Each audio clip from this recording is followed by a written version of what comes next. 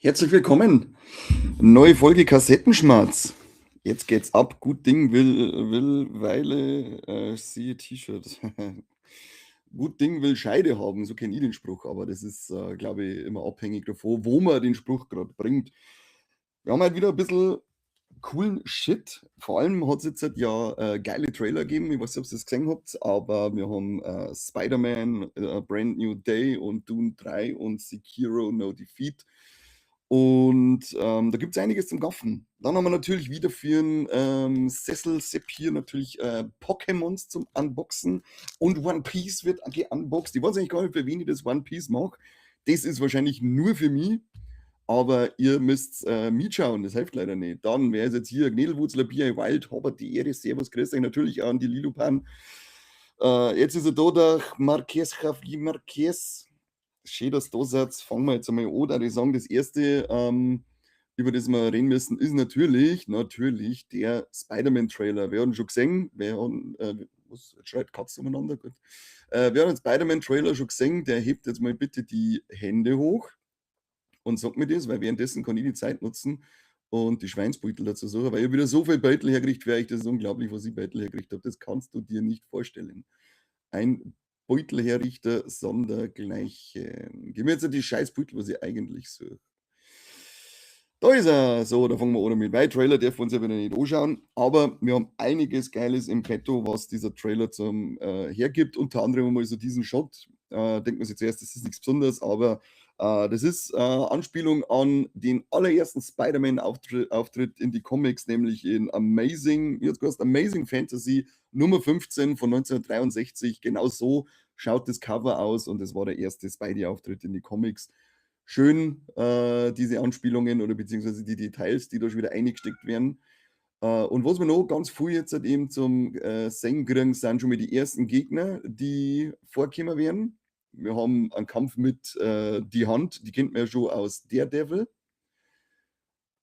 Dann haben wir hier den Tarantula als Gegner. Das werden wahrscheinlich ein paar so kleine Fische sein, die mit dazukommen. Also dieser Tarantula unter anderem. Und dann auch noch der Boomerang, den man hier im Hintergrund noch seine Boomerangs rumschmeißen sieht. Was man noch nicht gesehen hat, ist die Rolle von der Sadie Sink, die Max aus Stranger Things. Die soll ja einen Hauptbösewicht machen. Dann haben wir noch einen Tombstone, den haben wir auch noch nicht gesehen. Der ist ja bestätigt als Gegner, der vorkommt. Wir sehen Bruce Banner mal kurz im Trailer und an John Bernthal als Punisher. Ja, so wie es ausschaut, nachdem alle, also ich glaube, es spielt 4 Jahre nach No Way Home und so wie es ausschaut, Mecha verliert es jetzt, nachdem die ganze Welt den Peter vergessen hat, verliert es ein bisschen so in der Spider-Man-Rolle und ähm, irgendwas passiert da mit ihm. Wie man im Trailer sagt, was das genau ist, weiß ich nicht. Das hat wahrscheinlich auch was mit so dieser Entwicklung von Spinnen selber, die dann auch durch seine Kräfte bei ihm passiert zum Tor und da sucht er sich dann die Hilfe beim Bruce Banner. Was sagen wir hier so? Hast du Globus schon Freitag schon hergekriegt? Nein, nee, die holt dann einfach eine aus dem Club raus und schmeißt mit der umeinander, dass es richtig anreitig ist. Und was ich fast vergessen habe, hier, wir haben auch das erste Beutel vom Scorpion, den haben wir auch dabei in Spider-Man: A Brand New Home, Brand New Day. Fast hätte ich echt das Beutel hier unterschlagen. Oder ich nehme mein Ding mit. Ich habe, wie heißt denn die? Habe ich auch mal gesehen, wo ich im Ding war, im Gutterlachs-Konzert in LA Calm, haben sie die voll teilige Glühbirsten dabei gehabt. Das ist schon von der Marken, ich weiß nicht, wie die Marken heißt, aber jeder, glaube ich, kennt es, wenn er sagt, die saugefährliche Glühbirsten, bei der du jetzt mal einen Facecam kriegst, wenn du das hernimmst. Dann hast du auf einmal eine eigene Kacke im Gesicht. Tolle Wurst. Für das zahlst du dann 50 Euro für eine Glühbirsten. Wow. Gerne ich dann gleich mitgenommen und da umeinander geschmissen. Rechnungscode. Dann haben wir noch einen Trailer zu Dune 3 und den neuen Charakterposter, die gehen wir nach und nach eine außerhauen. Haben alle einen gleichen Stil, schauen eigentlich ganz cool aus, finde ich. Wir haben auch den ersten Blick auf den Robert Pattinson, den sehen wir da jetzt dann auch im Trailer. Und der Trailer schaut schon mal wesentlich actionlastiger aus als die vorherigen beiden Teile. Da bin ich schon sehr gespannt. Mir gefällt die Dune-Reihe.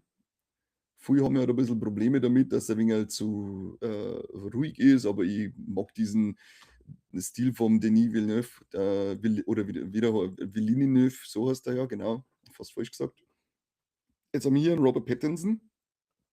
Deswegen freue ich mich auf diesen dritten Teil, der, glaube ich, dann der Abschluss von dieser Saga sein soll. Apropos Dune, nehme ich gleich einen kurzen Stream-Release vorweg. Auf HBO Max kann man sich jetzt die Serie von 2003, Children of Dune, glaube ich, heißt da, also Kinder des Wüstenplains bei uns, kann man sich da jetzt nicht anschauen. Ich habe keine Ahnung, wie die ist.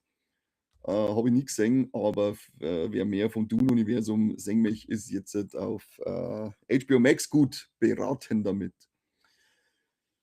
Kann eigentlich nicht viel langweiliger sein, als Dune Prophecy war. Zumindest für mich war Dune Prophecy ganz, ganz langweilig. So, da kommen dann den nächsten Gfriesers. Lauter schöne Gfriesers haben wir hier. The Epic Conclusion. Schauen wir mal, wie epic das wirklich wird. Die ganze Sache hier. Da ist dann der Chef selber. Chef ist selber. Und Chefin. Das war's mit Character Posters von Dune 3. Und der nächste Trailer, der für mich sehr relevant war, war Sekiro No Defeat. Der schaut auch unglaublich geil aus. Cooler Animationsstil. Erinnert mich an vom Animationsstil, also jetzt nicht so von der Zeichenart, aber so von der Farbe und von die Hintergründe hat es mich stark an Ghibli erinnert.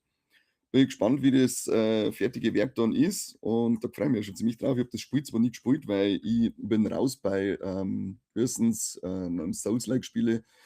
Hau ich gerade einen Controller zusammen und die sind mittlerweile einfach zu teuer. Kann ich mir nicht leisten. So geht's nicht. Das waren die Trailer und Poster, die in meinen Augen interessant für euch waren. Gehen wir mal gleich rüber auf die Castings. Ne? Wer ist gecastet worden?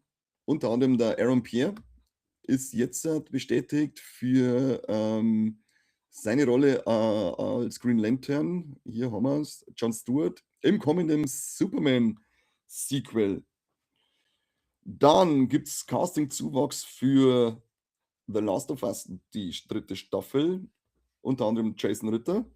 Ich kenne ihn ganz ehrlich nicht. Er hat aber schon mal in der The Last of Us Serie einen Klicker gespielt. Also vielleicht erkennt ihn noch der ein oder andere, der ein gutes Auge hat. Und der Patrick Wilson, bekannt aus Conjuring, Insidious, Hard Candy, ist auch für The Last of Us Staffel 3 jetzt gecastet worden. Bin ich schon sehr gespannt, was sie und wie das dann wird. Und eine kleine Überraschung, zumindest für mich, ist jetzt halt rausgekommen, A Quiet Place 3 ist aus dem Nichts angekündigt, zumindest für mich so aus dem Nichts, weil nämlich gleich Startdatum nächstes Jahr, 30.07. Genau, 30.07.2027 soll die Geschichte von Quiet Place 1 und 2 weiterführen. Und dafür hat man jetzt den Jack O'Connell schon mal gecastet, den wir ja bei Sinners gesehen haben. Dann die Katie O'Brien, die man aus Love Lies Bleeding zum Beispiel kennt oder auch aus, ich glaube, bei Mandalorian war sie auch mit dabei. Machen wir es einmal. Ich kann da die Gesichter mit groß machen, gell? Aber ich will nicht. Die ist nur dabei. Und der Jason Clarke ist mitgecastet worden.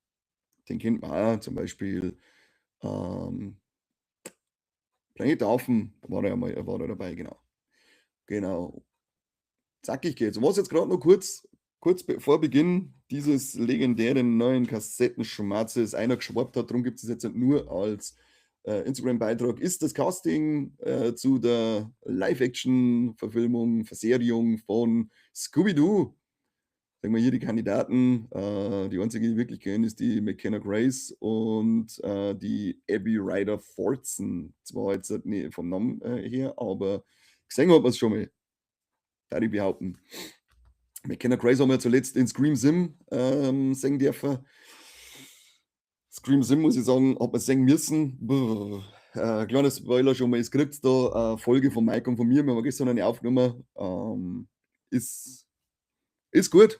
Die Folge zumindest. Der Film darf jetzt nicht so unbedingt sagen. Wer hat den schon gesehen? Haut es in die Kommentare rein. Interessiert, mich, wie der euch gefallen hat. Für mich ist es nämlich die dümmste Auflösung für die Killer, die ich bisher gesehen habe im Scream-Universum. Und das mag schon was heißen, weil wir haben ja schon so die ein oder andere dumme Auflösung gehabt, aber die ist schon ganz vorn mit dabei gewesen. Was auch so richtiges Highlight war diese Woche für mich, ist, dass ich jetzt erst mal 'n Schluck trinken muss. Köstliche Trinkgeräusche, das winkt Leid, habe ich gehört. Das winkt Leid. Die ersten Beutel zu der Crystal Lake Serie sind rausgekommen. Sind zwar noch nicht viel aussagend, aber es freut mich halt, weil ich damit dadurch weiß, dass es weitergeht und wirklich vorangeht und wirklich kommen wird. Und muss euch natürlich auch sagen, hier haben wir mal schönes Messer. Betsy Palmer, Jasons Mom. Dann haben wir hier da Pärchen scheinbar beim Rummachen. Kannten vielleicht die 2 aus dem ersten Film auch sein, die man ja im Intro sieht. Man weiß es nicht. Und dann einfach mal ein schönes, düsteres, atmosphärisches Bildchen vom Crystal Lake selber. Da freue ich mich schon sehr drauf auf dieses Ding. Ja, was haben wir noch? Was haben wir noch? Was haben wir noch? Ba-ba-da-bu. Gehen wir mal auf eine kleine Verlängerung, die angekündigt worden ist, nämlich Paradise ist offiziell jetzt um Staffel 3 verlängert worden. Habe ich noch nicht reingeschaut, kann ich überhaupt nicht beurteilen, wie die Serie ist. Weiß nicht, ob's für euch jemand gesehen hat, aber kann vielleicht für den einen oder anderen interessant sein. Dann, nachdem es jetzt ein ich glaube, K-Pop Demon Hunters hat ja den Oscar für den besten Animationsfilm gekriegt und dann ist gleich Teil 2 angekündigt worden mit dem Zusatz: „Es ist noch so viel zum Erzählen in diesem Universum, it's just the beginning." Also, darf uns auf ganz viel K-Pop Demon Hunters freuen. Muss ich irgendwann mal anschauen, habe ich bisher noch nicht geschafft, dass ich da endlich mal reinlunze. Aus dem Nichts für mich gekommen, Spin-off-Serie zum Stewie, Family Guy, wer's kennt, soll 2027 und 28 kommen, also gleich 2 Staffeln mit dem Stewie angekündigt. Finde ich cool. Stewie ist eh eine von den geilsten Figuren im Family Guy-Universum. Da habe ich schon Bock drauf, weil das wird wahrscheinlich wieder sehr, sehr böse und schwarzhumorig werden mit dem. Dann ist vom Seth Rogen ein Darkwing Duck Reboot in Arbeit und da ist anscheinend schon 2020 angekündigt worden, aber jetzt hat nochmal bestätigt worden, dass es wirklich immer noch gemacht wird und wieder neues Leben erfahren hat und man soll sich keine Gedanken machen. Coole Ankündigung für mich vom nächsten Filmchen. Firefly kriegt eine Serienumsetzung im Stil. Und wer Firefly noch nicht gesehen hat, soll sich's unbedingt anschauen. Firefly, leider nur eine Staffel, kann ich halt noch nicht nachvollziehen, wie die Serie nicht mehr Staffeln kriegen können, weil die sind die besten Figuren, die ich jemals gesehen habe in so einem Universum. Geile Dialoge, coole Action und dann der Film Serenity als Abschluss, absolute Krönung. Also ich bin absoluter Fan davon und freue mich auf die animierte Serie, die umgesetzt wird. Sollen auch alle Hauptdarsteller sollen wieder zurückkommen und ihre Figuren auch sprechen. Das finde ich ja ziemlich cool. Hoffe, dass das dann in der deutschen Synchro auch so funktioniert. Aber absolute Empfehlung, schaut sich unbedingt Serenity und Firefly an. Da werdet ihr einen Mordspaß haben. Kifft er dann die ganze Zeit, wenn es das Seth Rogen macht? Ja, wahrscheinlich ist die ganze Zeit schweinebreiter Darkwing Duck. Und irgendwann stellt sich heraus, dass er gar nicht wirklich ein Held ist, sondern einfach nur fotzenprall in seiner Bude drinnen liegt und sich das alles im Kiff und Schwammerlwahn vorgestellt hat. Ich würde es cool finden. Und nachdem jetzt die letzten, ich glaube, jede Woche haben wir ja 1000 Casting-News gehabt zum Exorzisten vom Flanagan, haben wir jetzt aber endlich die Info, ja, er hat angefangen zu drehen, nachdem er den kompletten Cast bis zum Caterer, glaube ich, haben wir vorgestellt gekriegt, aber jetzt haben wir endlich die Info gekriegt, Mike Flanagan hat mit den Dreharbeiten begonnen. Wir werden wirklich die Exorcist vor ihm kriegen. So, apropos Seth Rogen, hast du An American Pickle gesehen, Conny? Nein, habe ich noch nicht gesehen. Sagt mir jetzt ehrlich gesagt gar nichts. Was diese? Was diese? Tell me more. Traurige Nachricht ist Buffy. Da ist ja ein Reboot angesetzt gewesen. Ist ja schon Pilot bestellt gewesen. Aber jetzt ist sie abgesetzt worden. Also beziehungsweise komplett wieder eingestampft worden. Was ich jetzt gelesen habe von der Sarah Michelle Gellar, ist anscheinend einer von der Führungsriege, jetzt weiß ich nicht mehr, welche Firma da dahinter steht, aber da ist einer anscheinend drin gewesen, der das Original nicht mag und deswegen ist das komplette Reboot eingestampft worden. Ist auch eine geile Entscheidung, wenn man es abhängig macht von einem persönlichen Geschmack. Aber ja, leider kriegen wir jetzt erstmal kein Buffy-Reboot. Finde ich schade, ich habe Buffy früher sehr gern mögen und hätte mich interessiert, wie es die Geschichte weiter verzeihen. Hätte cool werden können. Aber ja, wenn es einem Chef nicht gefällt, dann ist das Ding natürlich raus. So, nicht mehr teilen. Boom. Das war's nämlich jetzt mit teilbarem Bildchen. Aber ich habe noch ein, 2 kleine Neuigkeiten für euch. Oder eigentlich nur noch eine, aber dafür habe ich keine Lust gehabt, dass ich ein Beutel raussuche, weil da hätte ich auch noch die Gesichter zeigen können. Aber Brian Fuller und Clive Barker arbeiten miteinander jetzt gerade an einer Serie, von der der Brian Fuller gesagt hat, das ist anscheinend schon so ein Kindheitstraum für ihn, das einmal zum Verfilmen. Wem die Namen nix sagen, Brian Fuller ist das Mastermind hinter der unglaublich grandiosen Serie Hannibal und Clive Barker ist der gute Herr, der die Bücher des Blutes gemacht hat, aber das bekannteste natürlich Hellraiser. Und wenn sie zwei solche Brains zusammenschließen und was raushauen, dann kann das eigentlich nur geil werden. Da bin ich schon sehr, sehr gespannt drauf, was die da treiben. Was haben wir noch gemacht? Was hat es noch gegeben? Genau, was eine coole Info ist für euch vielleicht. Für die Kinoliebhaber unter euch, Universal macht jetzt den ersten Schritt wieder in Richtung Kinos. Sie verlängern nämlich 2027 das Fenster, in dem Filme nur im Kino laufen von Universal auf 7 Wochen statt auf die bisherigen 5. Und war cool, wenn da noch mehr Studios nachziehen. Ich finde das nämlich sehr schade, dass die Filme oftmals gefühlt gerade nur so kurz laufen, wie zum Beispiel St. Help habe ich überhaupt keine, der war gefühlt 1,5 Stunden gerade, also die Laufzeit vom Film selber im Kino und dann war er wieder weg und ich hätte den gerne noch gesehen. Genauso Sisu 2 finde ich stark, dass so ein großes Studio da wieder so einen Schritt in Richtung Pro-Kino macht und hofft, dass das noch mehr machen. Paramount hat sich jetzt, was habe ich das verzeiht, weil sie mitgekriegt hat, Netflix hat den Deal jetzt eingestampft, dass sie Warner Brothers kaufen. Da ist jetzt Paramount, hat sie die jetzt geschnappt. Gott sei Dank, sage ich, ist jetzt nicht Netflix dahinter, sondern ein Studio, das auch noch eher fürs Kino produziert als nur für das Heimkino. Ach, und eine News war noch, was ich vorher gerade noch gesehen habe: Lilo und Stitch 2 Live-Action ist jetzt angekündigt worden für den 26.05.2028. Hallo, ich habe gefragt, was der American Pickle ist. Sag's mir jetzt nicht. Schneller. Nichts wird gesagt. Nichts wird gesagt. Da wird irgendwas hingeworfen und dann war es einfach. Ja, der Mike wieder gebeten um Streaming-Releases, aber leider hat er mir einfach nichts geschickt und ich selber keine Lust gehabt, dass ich nachschaue. Habe ich schon so viel für euch wieder rausgesucht.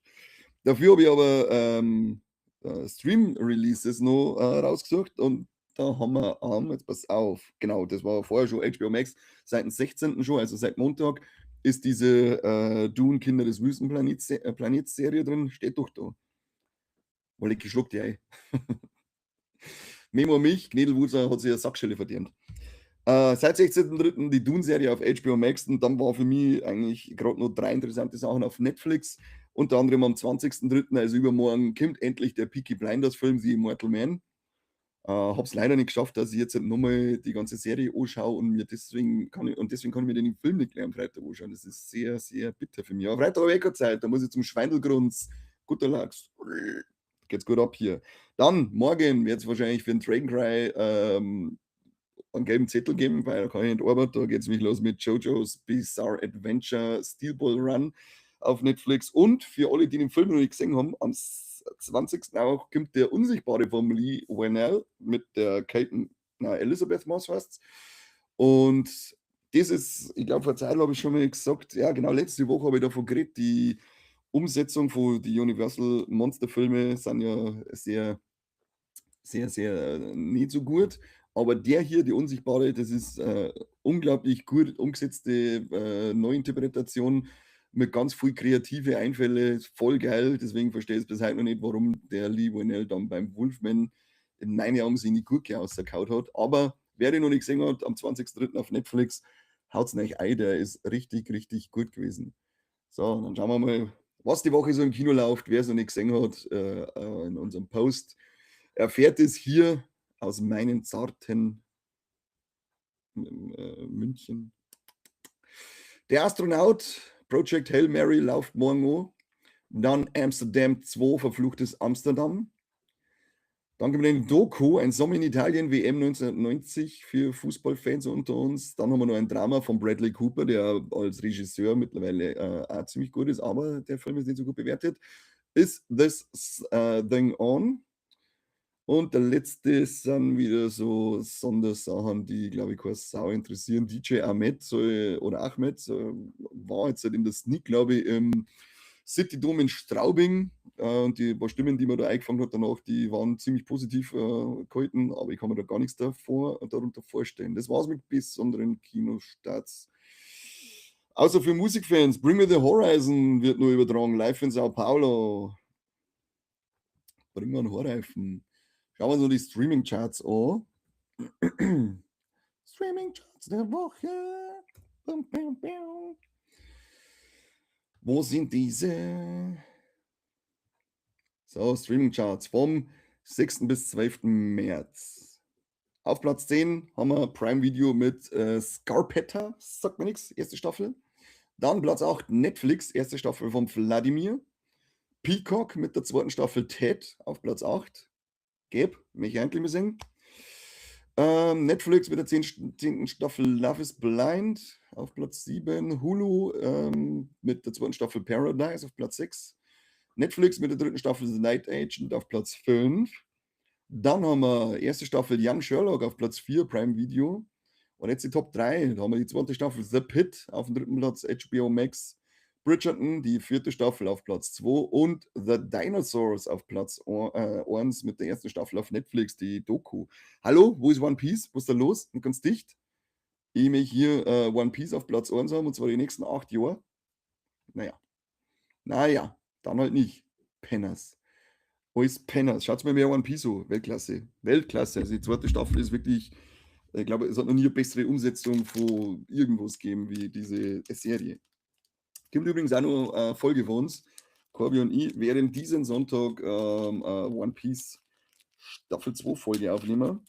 Müssen wir uns noch überlegen, ob wir es frei zugänglich machen oder ob wir es exklusiv machen, weil es ist ja eine fortführende Folge und wir haben schon eine Folge gemacht zu der ersten Staffel. Also, seid brav, vielleicht kriegt ihr es umsonst.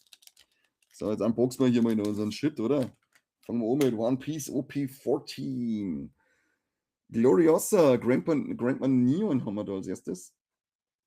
Ich brauche die, was war das? Ich glaube, die Manga-Karte mit dem Luffy als Joy Boy. Da habe ich gestern irgendwas gelesen, dass die innerhalb von 6 Monaten, waren 6 Monate, keine Ahnung, die Zahl weiß ich nicht mehr genau, aber auf $40.000 oder so aufgestiegen ist. Was ist los mit euch? Kiola. Und jetzt sieht man immer lauter Scheiß. Killer.